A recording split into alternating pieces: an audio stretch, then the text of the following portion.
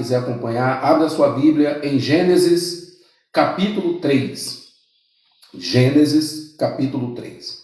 A epígrafe desse texto, desse tema, é a tentação de Eva e a queda do homem descrito em Gênesis 3, capítulo 1, Gênesis capítulo 3, versículo 1 ao 24. Vou ler de novo. A epígrafe desse texto ao qual eu vou trazer é a tentação de Eva e a queda do homem, descrito em Gênesis capítulo 3, versículo 1 ao 24. No contexto, Adão e Eva, prestem muita atenção aqui, prestem bastante atenção na leitura, prestem muita atenção. Se você puder compartilhar a live, também agradeço, e não esqueça do tap-tap na telinha. Preste muita atenção aqui. No contexto, Adão e Eva viviam em um estado de inocência e em perfeita comunhão com o Deus Todo-Poderoso no Jardim do Éden. Eles viviam no Jardim do Éden, e no Jardim do Éden não existia sofrimento, não existia dor, não existia medo, não existia ansiedade, não existia depressão, não existia angústia e nem existia culpas e nem mortes. O Éden era um lugar perfeito. É um lugar perfeito. Porque a obra de Deus, a criação de Deus é perfeita. Nós, seres humanos, é que devido ao pecado, não somos perfeitos. É por isso que nós temos que estar buscando todos os dias melhorar o nosso caminho diante do Senhor, vivendo uma vida em santidade. Porque o nosso Deus é santo. Estamos servindo e estamos diante de um Deus santo. Por isso que ele exige santidade da parte de cada um de nós. Nos versículos 3 ao versículo 6, está escrito: mas, olha o que Deus diz, mas do fruto da árvore que está no meio do jardim, disse o soberano Deus, não comereis dele, nem dele tocareis, para que vocês não morram. Isso é uma ordem. O soberano Deus, por meio da sua palavra, ele nos dá uma ordem para não pecarmos, para não adulterarmos, para não mentirmos, para não roubarmos, para não usarmos drogas, para não nos prostituirmos, para não nos embriagar, para não vivermos na embriaguez, para não vivermos no vício das drogas, para não vivermos no vício do cigarro, para não vivermos na prostituição, para não vivermos no crime, para não vivermos na avareza, para não vivermos na lascívia. A Bíblia o tempo todo está dando ordem. O soberano Deus sempre nos deu ordem. Desde a sua criação, ele ordenou o primeiro casal, o homem e a mulher. Ele deu uma ordem. Nos versículos 3 ao versículo 6, ele diz: mas do fruto da árvore que está no meio do jardim, disse o soberano Deus, não comereis dele, nem dele tocareis, para que vocês não morram.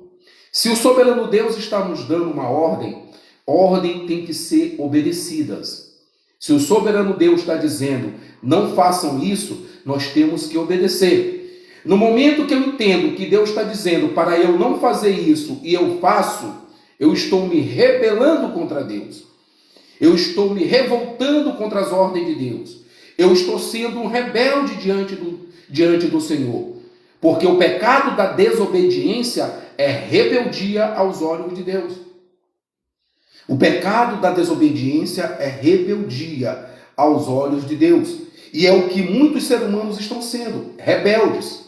As pessoas que vivem e têm prazer na embriaguez, elas são rebeldes. As pessoas que vivem e têm prazer nas drogas estão sendo rebeldes. Não é rebelde com a sua família, não é rebelde consigo mesmo, é rebelde diante de Deus. Porque Deus nos ordena, não façam isso. As pessoas façam. Deus diz, isso é pecado, isso vai te levar para o inferno, isto vai te levar para a condenação. E as pessoas fazem. E se as pessoas fazem, por conhecer que Deus é justo e que Deus ordena para não fazermos, e mesmo assim fazemos, estamos sendo rebeldes. Porque o pecado é um ato de rebeldia e de revolta da criatura contra o Criador. O pecado é um ato de rebeldia e de revolta da criatura contra o Criador. E o salário do pecado Paulo escreve em sua carta aos Romanos, capítulo 6, versículo 23, que o salário do pecado é a morte. Morte espiritual, separação eterna de Deus. É isso que os desobedientes ganham. É isso que as pessoas ganham por desafiar a Deus, por desobedecer a Deus, por se rebelar contra o soberano Deus. Então, o pecado da desobediência é uma das coisas mais graves na nossa vida. É desobedecer uma ordem de Deus. É desobedecer aquilo que Deus está dizendo não faz e nós acabamos fazendo. Então vamos entender. Nos versículos 3 ao versículo 6 está escrito: mas do fruto da árvore que está no meio do jardim, disse o Deus Todo-Poderoso: não comereis dele, nem dele tocareis, para que vocês não morram. A tentação. Até que Eva deu ouvidos à serpente. Até que Eva deu ouvido à serpente, simbolizando o engano de Satanás. E tentou Eva, semeando nesta mulher dúvidas, desejos de conhecimento e desobediência à ordem do soberano Deus. O texto diz: então a serpente disse à mulher: certamente vocês não vão morrer, porque Deus sabe que no dia que dele comerdes, se abrirão os vossos olhos, e vocês serão como Deus, sabendo o bem e o mal.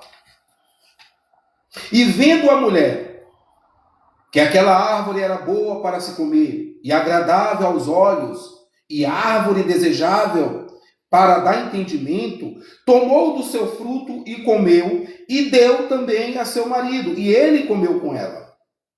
No jardim do Éden, o Deus soberano deu uma ordem para Adão, mas Satanás lançou um pensamento contrário ao que o Deus eterno tinha falado para que ele e Eva comessem o fruto proibido. O primeiro casal da humanidade deu espaço ao engano do diabo. Com isso, isto é, por desobedecerem ao Deus eterno, o casal perdeu a comunhão com ele. O pecado rompeu a perfeita relação entre a humanidade e Deus. É isso que o pecado faz. Ele rompe a nossa relação, a nossa comunhão com Deus, porque Deus é santo. Então, no momento que eu vivo na prática do pecado deliberado, no momento que eu vivo a minha vida do meu próprio jeito, do meu próprio modo egoísta, eu estou rompendo uma comunhão com Deus. E o pecado, quanto mais a pessoa vai praticando, quanto mais a pessoa vai se afundando na prática do pecado, mais distante ela vai ficando da presença do Senhor. E uma pessoa que vive distante da presença de Deus, ela se torna uma presa vulnerável para os enganos do diabo. É por isso que muitas pessoas, elas têm amor e prazer por tudo aquilo que desagrada a Deus.